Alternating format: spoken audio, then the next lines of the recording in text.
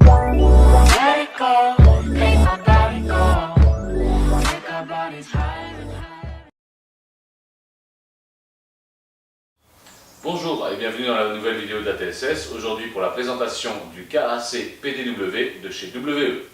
Donc voici la réplique du KAC PDW de chez WE. Donc au niveau de la couleur, on est sur une couleur noire, le type de réplique, on est sur une SMG, la famille KAC, en sachant que la dénomination PDW correspond à Personal Defense Weapon, ce qui pourrait correspondre, en traduire en français, à arme de défense personnelle.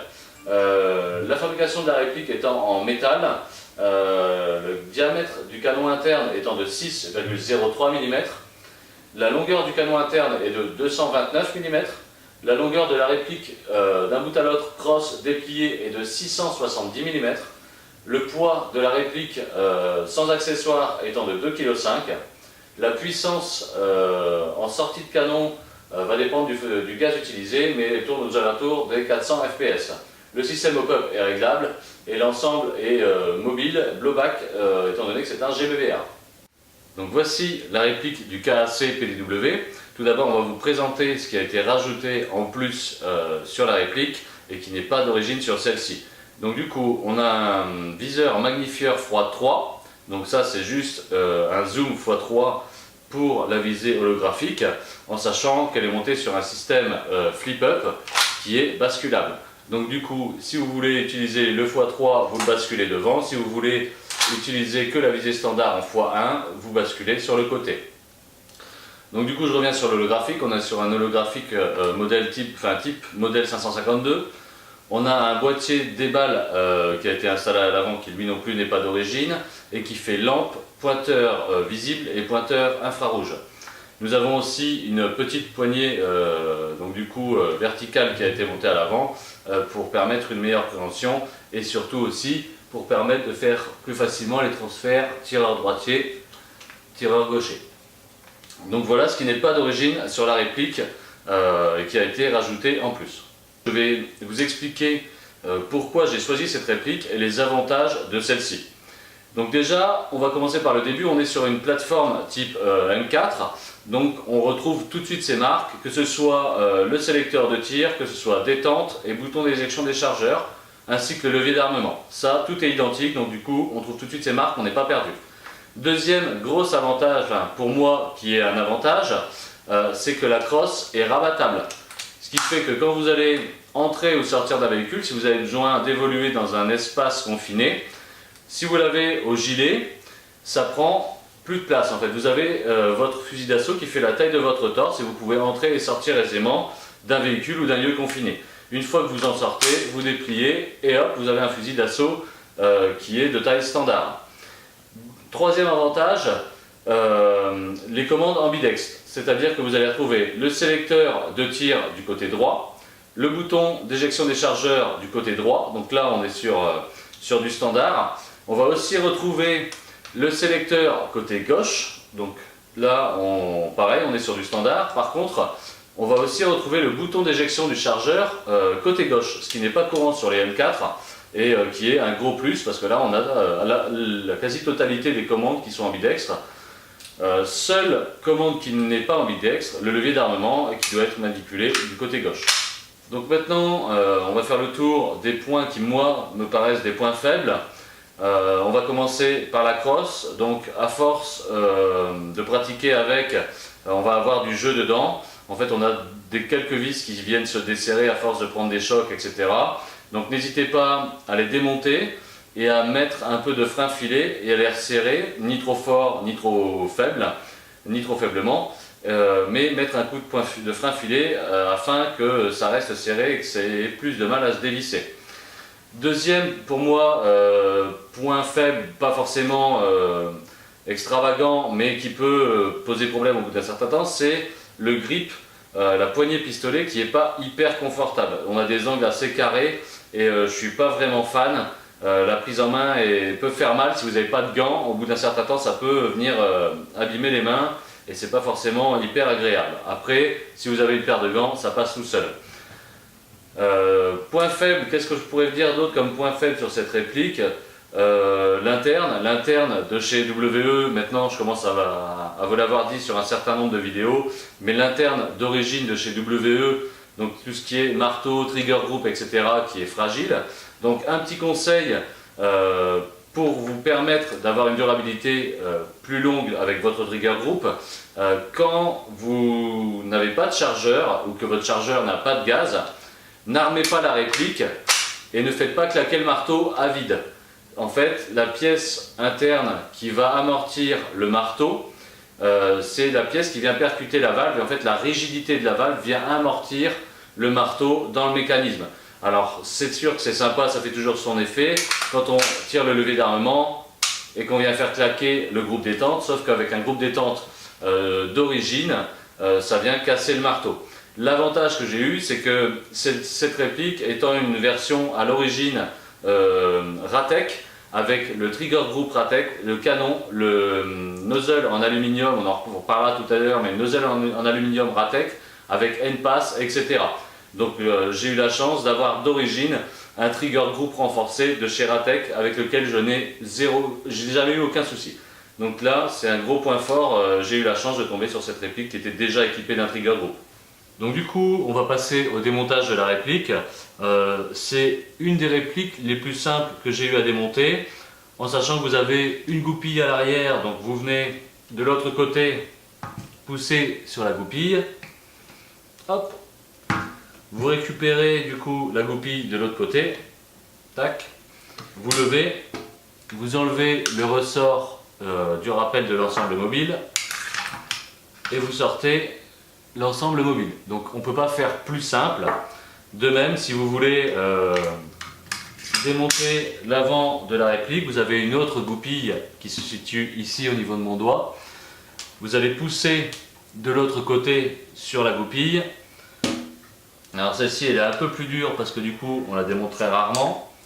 Et vous allez séparer du coup la réplique en deux parties.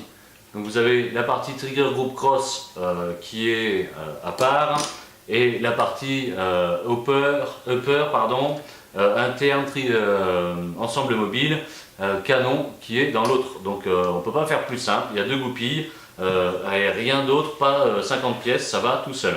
Pour le remontage, donc du coup on fait l'inverse, on va récupérer, hop, on va aligner, je ne sais pas si on le voit à l'image, mais on va aligner le upper et le lower. On va essayer de remettre tout le monde dans le trou.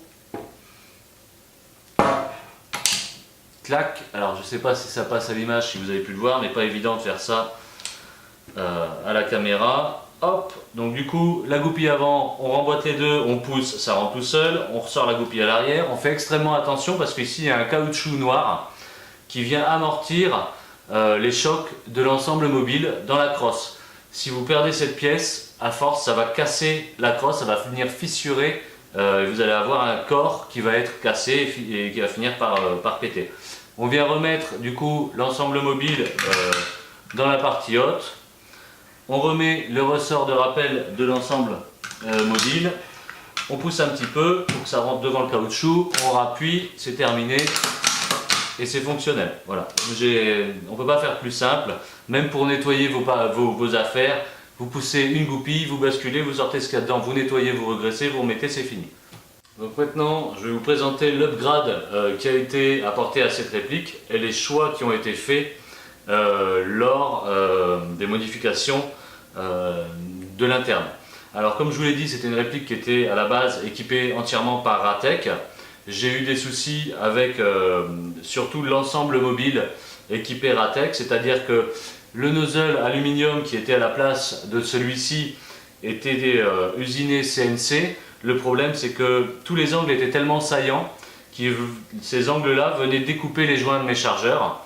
Donc ça posait problème, j'avais les joints qui sautaient en trois parties, ils étaient foutus, il fallait en racheter. Et en plus de ça, j'avais un souci avec le N-Pass à l'intérieur qui bougeait constamment, malgré qu'il était monté convenablement avec les bons ressorts, etc. Donc j'avais toujours des soucis. J'allais avoir une portée de 70 mètres sur un tir, puis 40 mètres ou 30 mètres sur l'autre. et renchaîner sur 2 tirs à 70, puis un tir à 40 mètres, etc.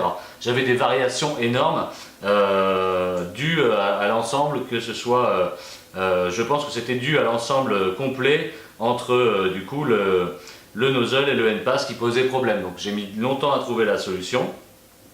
L'upgrade qui a été apporté du coup dans cette réplique, donc là on a monté un nozzle Poséidon de notre partenaire avec les 2 segments Téflon qu'on peut apercevoir ici. Hop, donc du coup c'est ce qu'on a monté dessus, les nouveaux nozzles de chez Poséidon. Dedans on a monté un Ice Peak, le modèle rouge.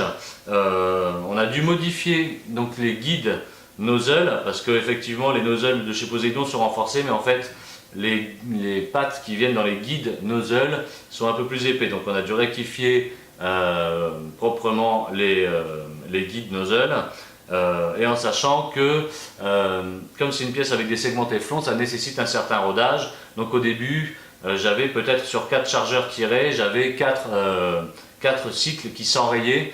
Rien de bien méchant, je retirais mon chargeur, je faisais fonctionner mon levier d'armement, je remettais mon chargeur, point barre. Plus ça va, mieux c'est, étant donné que le rodage, je pense, commence à toucher à sa fin. J'ai quasiment plus de cycles qui viennent s'enrayer. Donc là-dessus on a fait le tour. Au niveau de l'interne, dedans on a monté un joint hop-up Poséidon, une patte d'appui pareil Poséidon qui est fournie dans les packs, et en plus de ça on a monté un canon Poséidon en interne. Et après le groupe Trigger Group on n'a rien modifié étant donné que c'est déjà un Trigger Group Ratec. Depuis j'ai plus aucun souci et ça cycle parfaitement, et j'ai une portée qui doit frôler les 80 mètres je pense, peut-être plus, mais on ne doit pas en être loin.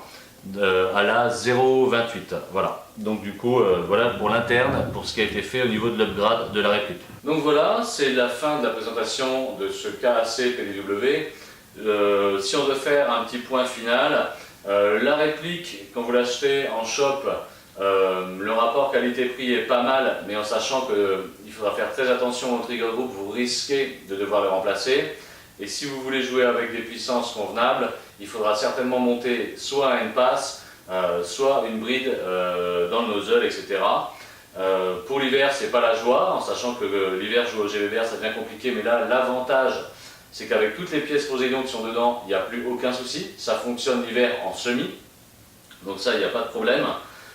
Si je devrais vous donner un conseil, si vous arrivez à trouver cette réplique d'occasion, dans les alentours des 160-190 euros, ça pourrait être une bonne affaire, en sachant que les pièces d'upgrade ne valent pas très cher, à part le trigger group, mais dans tous les cas, vous finirez par le remplacer un jour ou un autre, autrement vous passerez votre temps à changer les marteaux et les pièces internes. Pour moi, la prendre d'occasion peut être un bon choix, et rajouter les accessoires pour compenser le prix du matériel neuf. Voilà, c'est la fin de cette vidéo sur le KAC PDW. J'espère que la vidéo vous a plu. N'hésitez pas à vous abonner à la chaîne de la TSS et à nous mettre un message ou un pouce sur la vidéo. A plus!